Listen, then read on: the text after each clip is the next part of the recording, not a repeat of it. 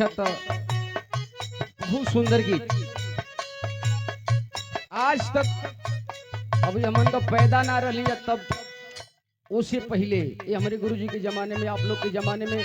नदिया का पार एक फिल्म निकल रहे आ वो में ब्याह शादी में एक लाइन माता बहन गीत गावेली कैसे? बबुआ हो बबुआ बहुना हो बहुना,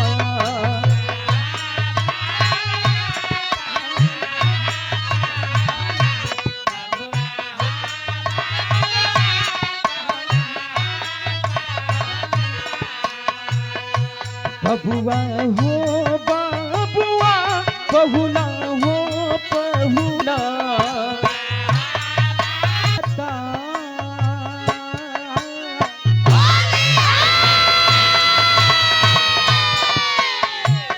भाई सही है।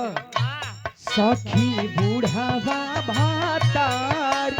रोजे रोजे से जिया के नासे,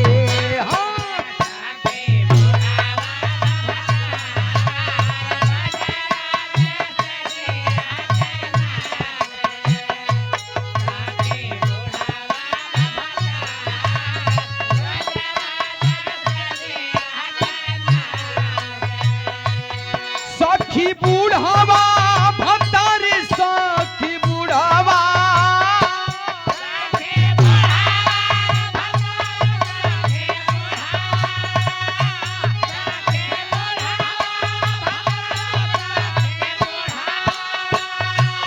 सखी बूढ़ावा भतार सखी बूढ़ावा भतार रोजे रोजे से जिया के नासे, सखी बूढ़ावा भातार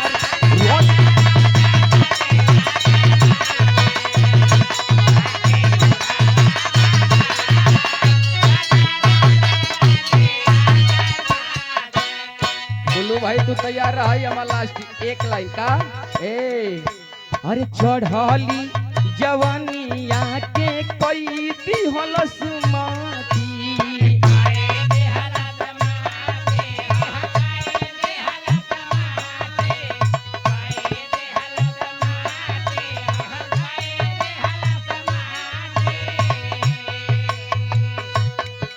अरे चढ़ल फगुन एक दैली हलस खांसी,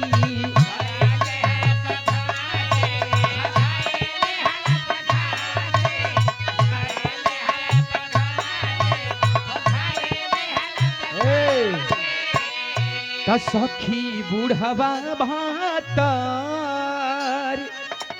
अरे रोजे रोजे से जिया के नासे,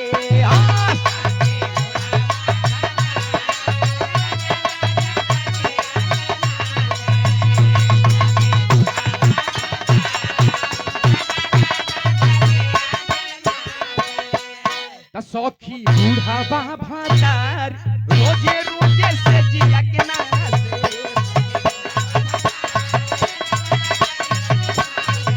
सखी बूढ़ा भला से जिया के नाचे, सखी से जिया